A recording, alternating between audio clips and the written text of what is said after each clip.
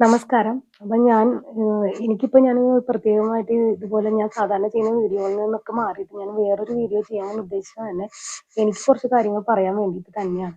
ഇപ്പൊ ട്രെയിൻ തട്ടി മരിച്ച ഷൈനിയും 2 കുഞ്ഞുമക്കളുടെ കാര്യങ്ങളാണ് എനിക്ക് പറയാനുള്ളത്.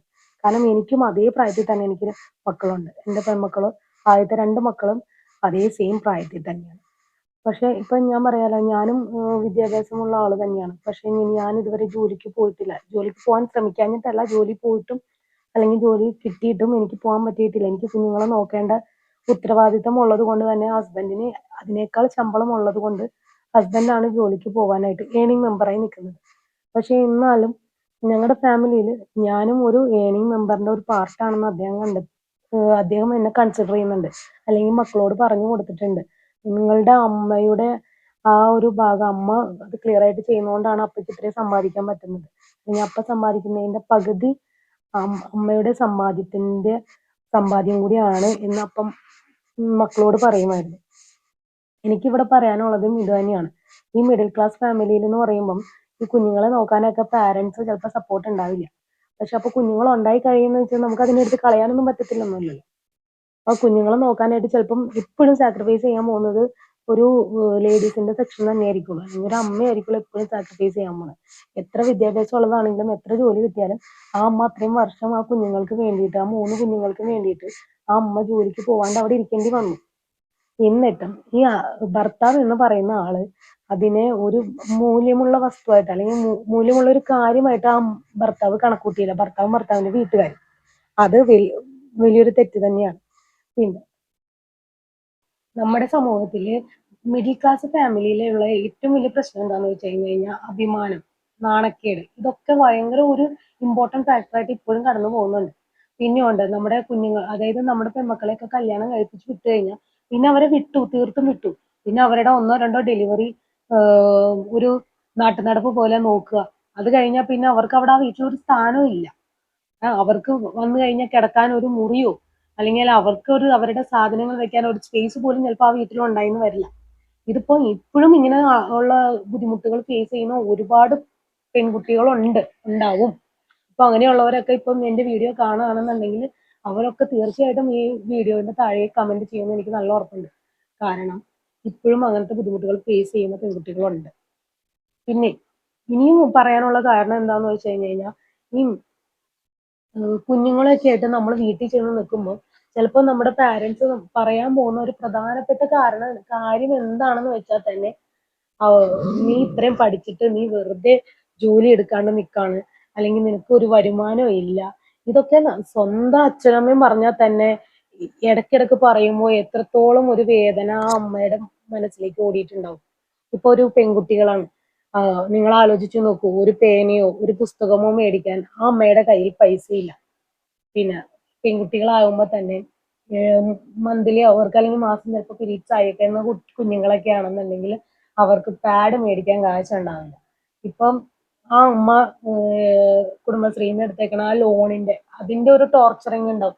നിങ്ങൾ കാരണം ഞങ്ങൾ എല്ലാവരും ബുദ്ധിമുട്ടിയിട്ടുണ്ട്, ഞങ്ങൾക്ക് എത്രയും പെട്ടെന്ന് ഷൈന് പൈസ അടക്കണം എന്നൊക്കെ പറഞ്ഞ് എത്ര പേര് അവരെ വിളിച്ചിട്ടുണ്ടാവും, അല്ലെങ്കിൽ അവരെ ബുദ്ധിമുട്ടിച്ചിട്ടുണ്ടാവും വിളിക്കാനായിട്ട്.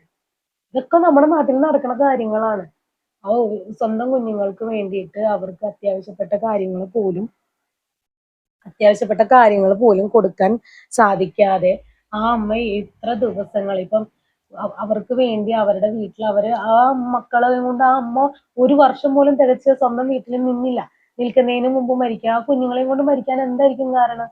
ആ കുഞ്ഞുങ്ങളും സ്വന്തം മകളും ആ കുഞ്ഞുങ്ങളും ആ വീട്ടിൽ വന്ന് 9 മാസക്കാലം അവിടെ നിന്നപ്പം അവർക്കുള്ള ഭക്ഷണവും കാര്യങ്ങളും കൊടുക്കുമ്പോൾ അല്ലെങ്കിൽ അവർക്ക് അവിടെ അഭയം കൊടുത്തപ്പോൾ അത് ഒരു വലിയ ചെലവായിട്ട് ആ വീട്ടുകാർ കണ്ടു. ഇനി ആ അച്ഛന് സ്വന്തം കെട്ടിച്ചു വിട്ട പെൺമക്കളെയും അവരുടെ മക്കളെയും നോക്കാനുള്ള താല്പര്യമില്ലായ്മ, അത് വളരെ അധികം നമുക്ക് നമുക്ക് വെറുതെ ഒന്ന് ആലോചിച്ചാൽ പോലും കിട്ടുന്ന ഒരു കാര്യമാണ്. പല വീടുകളിലും പെൺമക്കളെ ഇപ്പോഴും ഒരു ഭാരമായിട്ട് തന്നെ കണക്കാക്കുന്നുണ്ട്. BSc നഴ്സിംഗ് വരെ പഠിപ്പിച്ചു, കെട്ടിച്ചു, കുഞ്ഞുങ്ങളുടെ ഡെലിവറി എടുത്തു, ഇനി ഞങ്ങൾ നിങ്ങളെ നോക്കണോ?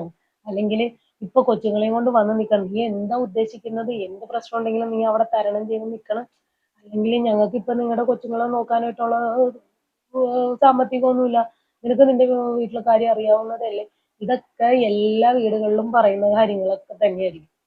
ഇപ്പൊ അതൊക്കെ തന്നെയായിരിക്കും ഈ ഷൈനി ഫേസ് ചെയ്തിരിക്കുന്ന ബുദ്ധിമുട്ടുകൾ. സ്വന്തം ഭർത്താവിന്റെ അവിടെ ഭർത്താവ് മാത്രമല്ലല്ലോ അതിനുള്ള ഉത്തരവാദി.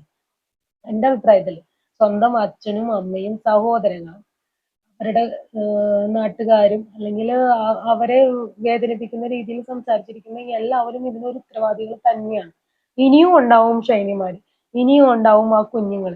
ആ കുഞ്ഞുങ്ങളുടെ മുഖവും ഷൈനിയുടെ മുഖമൊക്കെ കാണുമ്പോ ഉണ്ടല്ലോ, നമുക്ക് നമ്മളെ തന്നെ എനിക്ക് ആ സെയിം പ്രായത്തിൽ തന്നെ എന്റെ കുഞ്ഞുങ്ങൾ ഉള്ളത് കൊണ്ട് തന്നെ എനിക്ക് എനിക്ക് ഭയങ്കര വിഷമമാണ്. എനിക്ക് മാത്രമല്ല, എനിക്ക് തോന്നുന്നു ഓൾമോസ്റ്റ് നമ്മുടെ കേരളത്തിലെ എല്ലാവർക്കും തന്നെ നല്ല വിഷമമുള്ള ഒരു കാര്യമായി മാറിയിട്ടുണ്ട് ഈ ഒരു ആത്മഹത്യ. നമ്മുടെ നാട്ടിലെ ഒബിയസ്ലി ഒരുപാട് ആത്മഹത്യകൾ വരും. അതായത് മാസം മാസം നമുക്ക് കേൾക്കാത്ത ആത്മഹത്യകൾ ഉണ്ടാവില്ല. ഒരുപാട് ആത്മഹത്യകൾ നടക്കുന്നുണ്ട്. പക്ഷെ ഈ ഒരു ആത്മഹത്യക്ക് സമൂഹമാണ് കാരണം, അല്ലെങ്കിൽ അവരുടെ വീട്ടുകാരാണ് കാരണം.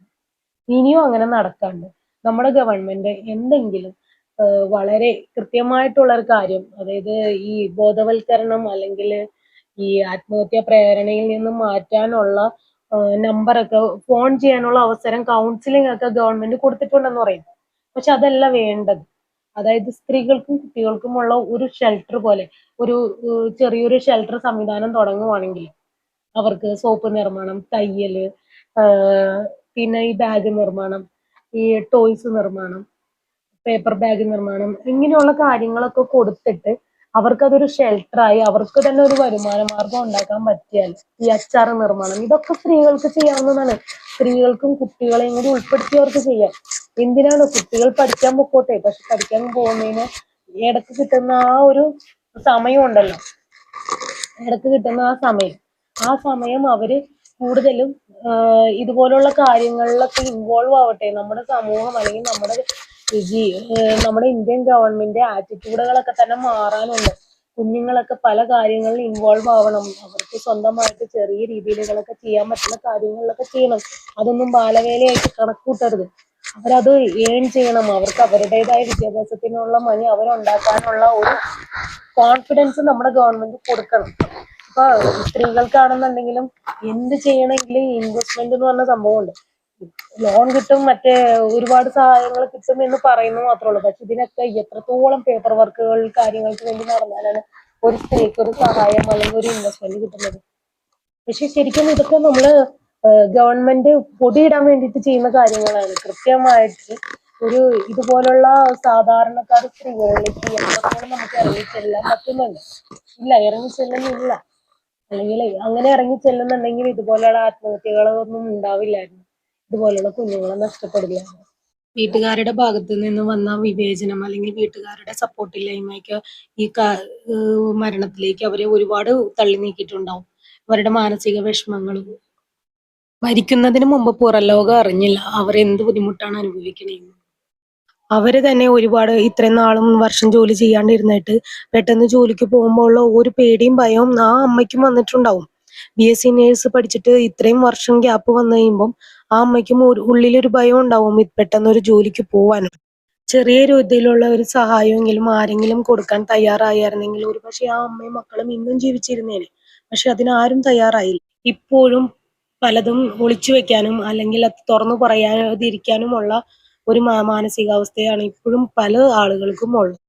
നാണക്കേട്, അഭിമാനമൊക്കെ മാറ്റി വെച്ചിട്ട് എല്ലാവരും തന്റെ പ്രോബ്ലത്തിന് ഒരു സൊല്യൂഷൻ കണ്ടെത്താണ് വേണ്ടത്. അല്ലാണ്ട് ഇതുപോലുള്ള ആത്മഹത്യകളിലേക്ക് പോവുകയല്ല വേണ്ടത്.